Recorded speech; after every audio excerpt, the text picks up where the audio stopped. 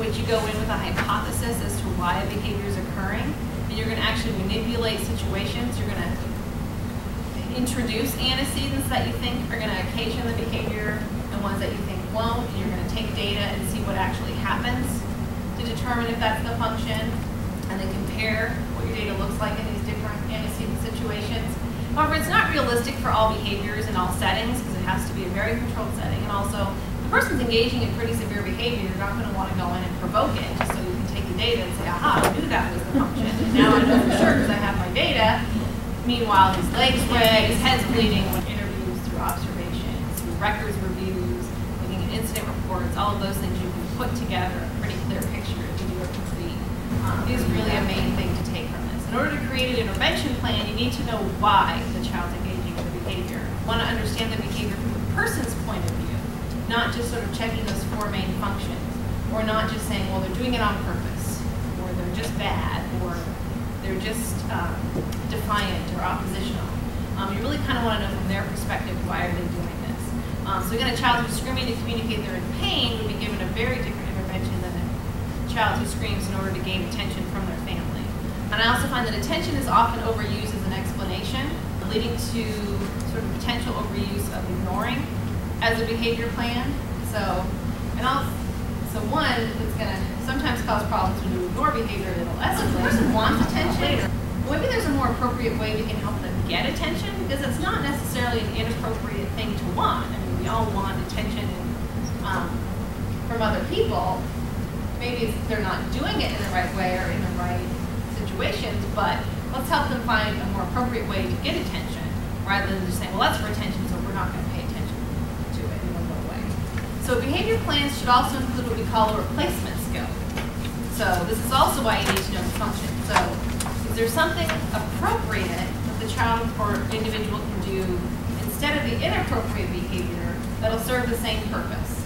So using that same example, if the child who screams to communicate pain, well, can we teach them a more appropriate way to express pain, such as using verbal language, signs, or pictures?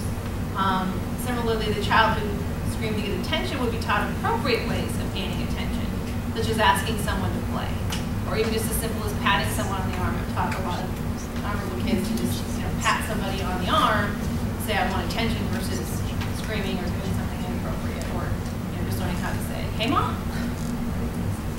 So take-home message is that behavior is communication. So again, you look at what is the person trying to communicate with their behavior. And you really, really have to know the function of a behavior to come up with an appropriate plan. I'm asked time and time again, child is doing behavior X, what should I do? People look at me for an answer thinking that I'm just going to know, well, tantrum equals do this. Banging their head equals do this. Not getting on the bus equals do this. But it's not that simple, because I need to know why. Why is the person banging their head? Why aren't they getting on the bus if I'm going to be able to come up with an effective plan? And I just wanted to share a fun thing I learned about recently. It's an app for iPhones, and I don't know if you can get it on other devices as well, called iRewards. And it's this great system where you can set up giving someone stars, and then you can set up different chores or tasks or responsibilities or behaviors. Give them a star, and then they can cash out. You can set up different prizes, and stars are in different amounts of things, which is really nice, because I think that the technology helps a lot of individuals too, because I know my son, we were trying to set up an allowance system for him to do chores, and it wasn't working. I mean, he could care less about $2 a week. He has enough stuff. He just sort of hoarded the money. It was kind of meaningless, not effective for them. So if you give a child a cookie and they don't increase cleaning their room, then that was just a reward, not a reinforcer. It really depends on how much value the item has for the individual and how difficult the behavior that you're trying to increase is for the person to complete. Grandfather told a story once of how his child was bored and he didn't want to, or his grandchild was bored and he didn't want to complete tasks anymore. His consultant said, well, think about it. If somebody asked you to stack blocks all day for $1 million, you'd probably do it. Of course I would. So that pay would be enough for that report. So it's really saying, well, I need to find what's going to be motivating enough for this individual to complete this task, whether it's boring, whether it's tiresome, whether it's frustrating, whatever it is, what payoff will be big enough that they're going to be willing to complete this task, and then you'll have your reinforcer. So there are different types of reinforcement. Primary reinforcers, which are things like sleep, which sounds strange, but anyone who's a parent probably knows that how reinforcement has to come immediately after the behavior. So we'll talk later about systems in which you might not give the big reinforcer right after, but you have to give some level of feedback. So token economy system, things where you would give the sticker immediately, and then later they can trade stickers in for other things that are reinforcing, but the sticker came immediately. Again, they have to be valuable. One way to achieve this is make it only available through engaging in the behavior you want to see.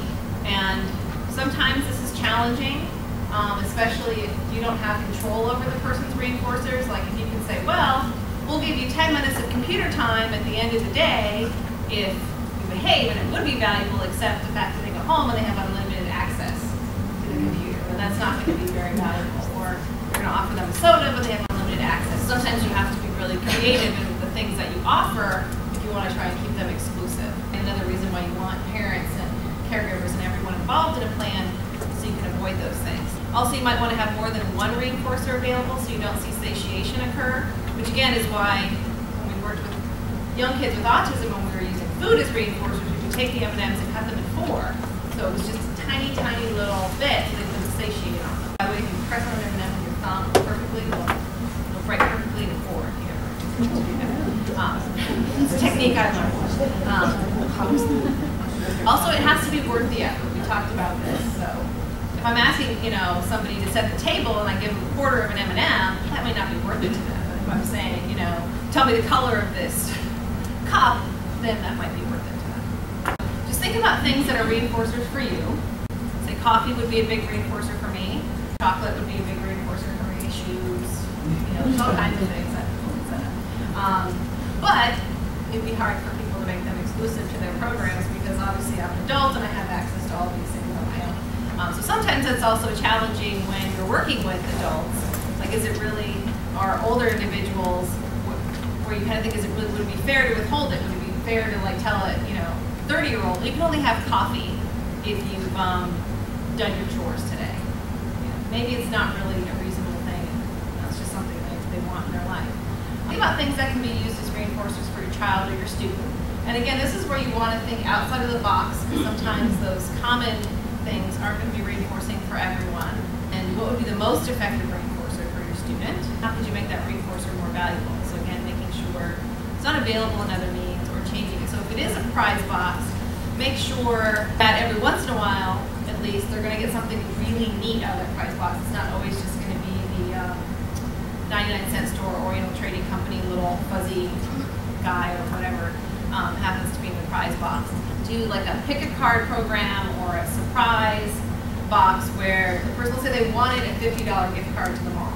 Well, you're going to give them a reinforcer daily, so they can't have a $50 gift card to the mall every day unless, again, they're independently wealthy and have all kinds of funds, and then again, they might satiate on that. So what you do is you set up a system of cards where one might be a trip to Subway, one might be, French fries at McDonald's, one might be, 50 cents, and you have a whole bunch, but then one of them in there is that $50 gift card to the mall, and they get to pick one of those cards without seeing it. So every time there is the chance they're going to get that. Oftentimes that can be a motivator for somebody. It's like gambling. You keep putting your coins in the slot because at one point you might get the big payout. So it's worth it to me to keep doing this because at one point I might get that $50 gift card to the mall. Or if it's a prize box, one thing's going to be a really cool prize. Everything's wrapped so I can't tell what it is. But if I pull it out, I might get that really cool thing this time, even if the rest of the time I get my little pencil topper or whatever, what the case may be. So you kind of keep it fun. And again, you can use technology. A lot of people are really into technology, so access to the iPad for a certain period of time. Okay, so in terms of removing reinforcement, so let's say we realize that the behavior really is serving the function of attention. So up until today, attention's been the reinforcer for this behavior. And we say, okay, well, what we're going to do is we're going to stop giving attention for engaging in this behavior.